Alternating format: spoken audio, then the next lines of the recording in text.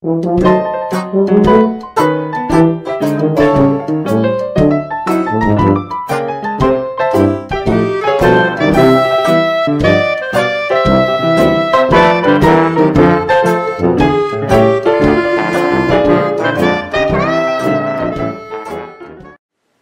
everyone, it's Grandmama. Time for another story from our hometown scrapbook by Ben Weatherwax. Firth. Hello there. There was a profession of arts that existed in the early days of Grays Harbor that rivaled anything in fiction or in legend.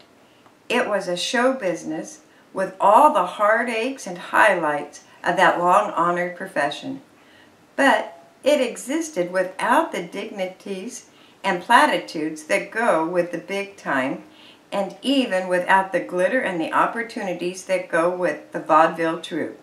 It was the business of a Skid Row theater. We mentioned some of those famous waterfront show houses some time ago. The Olympus Theater that was sandwiched in between saloons at 18 and Heron Street back in the first years of the century, and the Music Hall and Mo Goldsmith operated on Lower H Street at Hume, the Palm Theater that was managed by the colorful Billy McDonald, and that was perhaps better known as the Palm Dance Hall. By our standards today, there was little about them to identify them as theaters. A stage, a cluster of tables and chairs where the aproned waiters deposited the conditions of the business, and the busy bartenders worked away, and a line of dancing girls, a comedian, maybe a buck and a wings team, and when the show was dressed up for a special occasion or had hit a high level of entertainment, a singer. And singing in the old waterfront theaters of Aberdeen was an art in itself. The voice must be trained, not so much for quality as for the ability to be heard over the stomping of cocked boots and the banging of glasses on the tables. And yet, the voice must have a quality to jerk a tear now and then, and to move the roistering audience to laughter. And of course, if there was no voice at all, if it couldn't wire a portion of the applause from the rowdy audience. To be a good music hall entertainer took a combination of genius and diplomacy, and such a combination belonged to Firth. So tonight, we're going to find the story of the singing blacksmith, Firth, who trod the boards of the music halls and held an audience in the palm of his hand when he sang the songs of the gay 90s in the waterfront bistros of Aberdeen. But first, as usual, here's George with a few words from our sponsor. It was 1897 when a young fellow giving his name as Firth, the singing blacksmith, came to sawdust Aberdeen. His steamer from Portland docked at the Burroughs Wharf at the front of F Street, and the husky young man with a carpet bag, who dressed like an entertainer and was built like a logger, swung down the gangway and headed for the Pacific Hotel. He sized up the town while he strolled along the plank sidewalks and found it not much different from the California mining camps that he knew very well.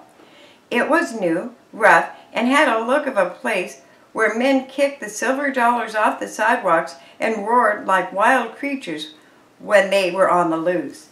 That afternoon, he talked things over with R.M. Cooper, who owned the Olympus Theater, and reached an agreement. Cooper owned the Olympus, but because he lived in Seattle, kept a local manager for his music hall. Firth had come to the harbor to mix his musical talents with a try at managing the waterfront venture, and that was the day that he took over. In front of the Heron Street show house, which stood in the block of F and G Street on the south side of the slab of sawdust thoroughfare, signs went up billing Firth, the singing blacksmith, a descriptive vocalist and producer. He was starred with Fanny Hoyt, the talented singer and dancer, in the big show playing the Olympus Theater. And that night, the new manager took his bows from the stage, and for the first time, a Grays Harbor audience listened to the emotion-packed voice of a singer who was to stretch his musical skill over a lifetime on Grays Harbor's uncomfortable boards. Al Firth was no amateur. He had graduated to show business from the mining camps of California. He had worked in the blacksmith shop in the Golden State swinging a sledge, and he graduated to the grease paint and bright lights without any apprenticeship. He could sing, and he did sing, and when Al sang, folks listened. His first billing had been on San Francisco's Barbary Coast, where he did bit parts in burlesque at the old Bella Union show house with Will Baker. Their hit numbers, The World and Its Ways, was an instant success, and they had offered to take their show to Seattle. They did, when it had been worn threadbare before Golden Gate audiences, and the metropolis of Puget Sound welcomed them with open arms. They made the rounds of Seattle's 4 theaters, fighting for audiences and fighting to be heard above the din and the clamor of the audience when it settled down for a busy Saturday night. Once a week on Saturday morning, the actor from each show house paraded, then ended their demonstration at Pike Street, usually with a free-for-all fight. It was with this that he was playing the boards in Seattle that Cooper made him an offer to look over the Olympus and consider the job of manager. For his first season in Aberdeen, Al Firth shot the works. He not only gave Grays Harbor audience all of his best burlesque numbers, but he also produced and presented his repertoire of plays, including Oliver Twist, Jack the Ripper, Buck Taylor, The Woman of the World, Out at Sea, and 2 musical hits, The Devil's Ring and The Invisible Prince. And as attractive as they were to the entertainment-hungry backwood folks of the little frontier lumber town, none of them measured up to the appeal of Al's own singing. And he could stop any show any night with his rendering of A Woman's What a Man Makes Her. It was Al's great hit, and he sung in his tear-jerking style. The audience would roar with applause and wipe the damp corners of their eyes with their hands when he had finished his descriptive vocalization of the tragic number. But everything wasn't platitudes and encores for the singing blacksmith. Show business then, as today, had its sunshine and shadows, and Al had at least the average amount of oblivion along with his spotlight hours. When business began to taper off, when the novelty of the singing blacksmith and the interest in his productions began to wane, the new Anheuser and Palm theaters, built in 1903, drew business away from the old Olympus. And after a bad season, Al took off for the logging camps with a bedroll. And although Cooper bolstered his theater with new personalities, Janelle, Bill Cosby, the Olympus only lasted 1 more season. Then it closed, and the Palm and Azure took over. But there was still a demand for the lad with the sugary voice that made people cry, and Al managed to sandwich in a few billings between swinging Othello's axe in the Grays Harbor logging camp. And on holidays, when the gangs were in from the woods and the town went stomping wild in hilarious timber beasts, Al was in demand to wring out the tears with A Woman is What a Man Makes Her. Al came to the conclusion somewhere along the line that the show business didn't pay very well.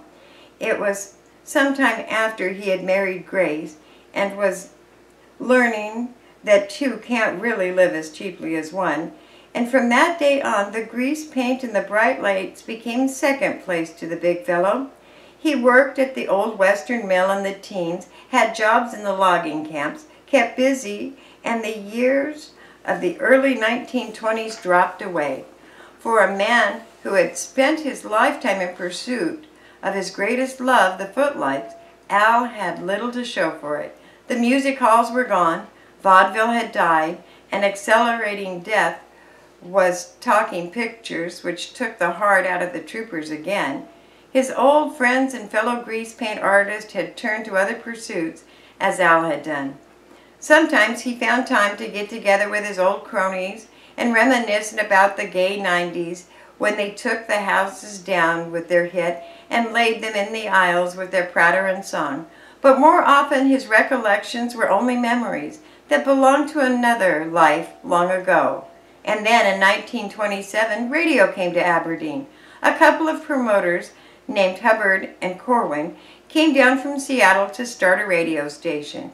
And they headlined one of their first broadcasts, a talent quest. That night, Al Firth answered the call. He was now 61. His hair, what there was of it left, was white.